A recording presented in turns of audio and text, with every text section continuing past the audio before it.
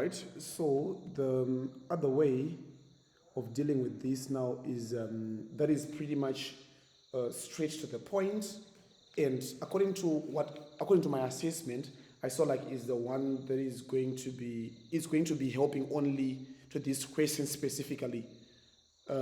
It's pretty much different from the other one that we used, because that one was pretty much generic. It can be used on multiple number of situations where we do not know really the length of the characters that we need to be picking. But in this scenario now, we're told already that the value of the account number is either 6 or 9 characters. Yeah, so we can play around with this information that they already given us. So what we will do basically is that we will get in line from N to Z, and we will store that in my line, right? After storing it in my line, I will extract the account number. So I will call that my account number now. My account number, right? From this. But we'll extract the account number using the left function, right? Left of my line, but the number of characters that we want to take are the same, that is of the length of the account number parameter that I would have entered with. Because we're told that this searches for a given account number. So we're going to be having AP as my account number parameter, right? Account number parameter, this is going to be coming through as a string, of course. So the length of AP is the one that I want to extract from my line, so that I can compare if AP is the same as my account number. I hope that makes sense. So what I need to do now is check this part. There is an error that can actually happen. Let's just take, for example, that there are these two values. Value number 1. We have this line that is JN 1, 2, 3, 4. This is 6 characters, asterisk, then probably Rusi there. Then we have again an asterisk there. Then we probably put 078300. That's my phone number per se, right? Then we have another line again that is JN 1, 2, 3, 5, 6, 7, 8. 1, 2, 3, 4, 5, 6, 7, 8, 9. Beautiful. Then let's just have that as NJ, right? As the name, then probably the number is 07186 is the phone number. Check this out. So this is case number 2, right? If the AP, the account number parameter that I'm going to be entering with, is JN1235, like this. If we are supposed to be searching now if this is duplicated in here, if we use this method, this will be said to have been repeated, to have been duplicated. Why? Because if we take length of AP, that's 1, 2, 3, 4, 5, 6. So we'll take this first 6, we'll compare, and it's not the same. And on this part now, this account number is 9, but if we take only the first 6, they are actually the same as this, which is going to be an error. I hope that is making sense. So what we need to do now is this. The workaround as far as this is concerned is this. We need to add an asterisk here, such that when we are now extracting, with the 7th character, or with the character that is just next to the one that would have extracted here. So in extraction, we will take GN1, 2, 3, 4, and asterisk. And that is not going to be matching. And for this now, I'll take GN1, 2, 3, 5, and we will take again with 6, so that it does not match with this. I hope that makes sense. You can repeat this part again, but what we're just trying to say is that you get AP as your input parameter. You need to add asterisks at the end of the day to indicate that when you are now extracting with the length of AP, you need to make sure that you are only taking the part that is equal or that is equivalent to the given account number. I hope that makes sense. So if you are not getting it as yet, let's now get on the part of on how we're supposed to be coding all this. Then you will get to understand maybe with the code. Okay. Let's start it up. We are told that this is supposed to be returning true or false, so that's going to be acting as my function here.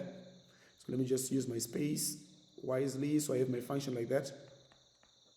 My function is called what? It's called SearchFileNtoZ. The search file N2Z. And we're going to be having the part now that we're going to be taking a parameter, right? A parameter is AP, that is in the form of what? Of a string. But this is supposed to be returning a what? A boolean, right?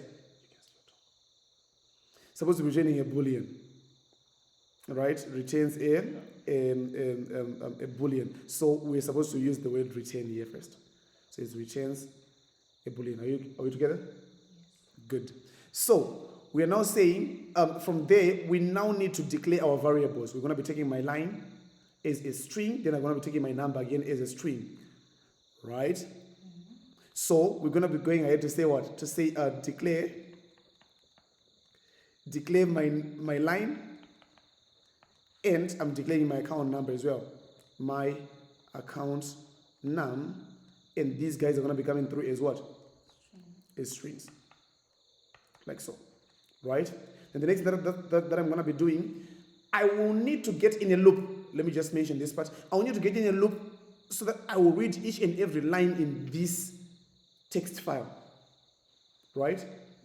So as long as I have not reached to the end or I have not found a duplicate, so I need to keep on searching. So I will now need to make sure that I'll get in that loop with a duplicate being initialized to false. When I then find a duplicate, this is supposed to be changed to true so that I get out of the loop. You get it? So I'm going to be declaring now. I'm going to be declaring duplicate to come through as a boolean. The reason why I always leave space here is because I might need to use another variable along the way that I might need to just come through and append on this if I need to add one. So I encourage you to be using the same practice as well. So I will need to be opening this file for the purposes of reading from it. So before I do that, let me just initialize my value of duplicate to what? To false. Duplicate is going to be coming through with the value false like this. Such that I can now what? I can now do I can now open my file. So I will say open file. The file that I'm supposed to be opening is called what? User list N2Z. That's beautiful. So I'm going to be having user list N2Z like this dot txt like that. I'm opening this for the purposes of reading from it. Right? The next thing that I'm supposed to do now is now to get in a loop now. So as long as, so that's while not yet at the end of the file. Not end of file. The file is called what? User list N2Z, right? User list N2Z. As long, it's actually dot txt like that. And the duplicate is still equal to false, right? And not duplicate. That means it's not false, which will simplify to true, right? So we are saying that as long as we haven't found a duplicate and we are still not yet at the end of the file, we need to keep on reading a line, right? So first thing that I need to get to do is to read the line.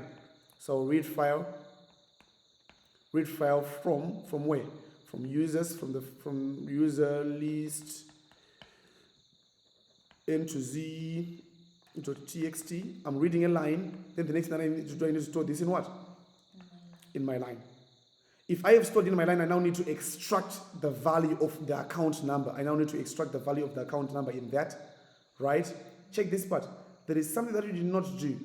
We were first supposed to add an asterisk in front of this P, right? But for that reason, now I'm still going to be actually going ahead and actually do the part of, I will do that in the extract that I'm going to be doing here. I will say now, my account number,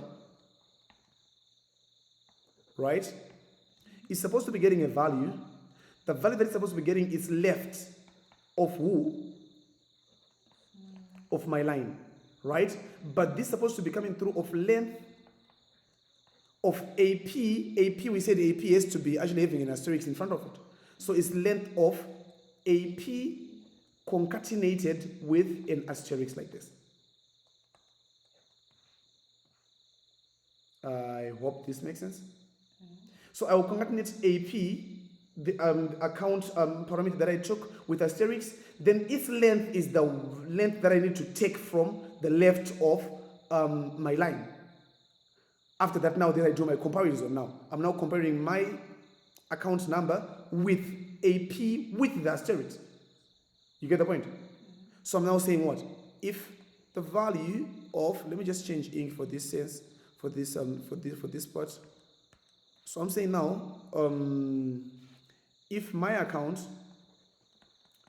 number is the same as AP who was concatenated with an asterisk,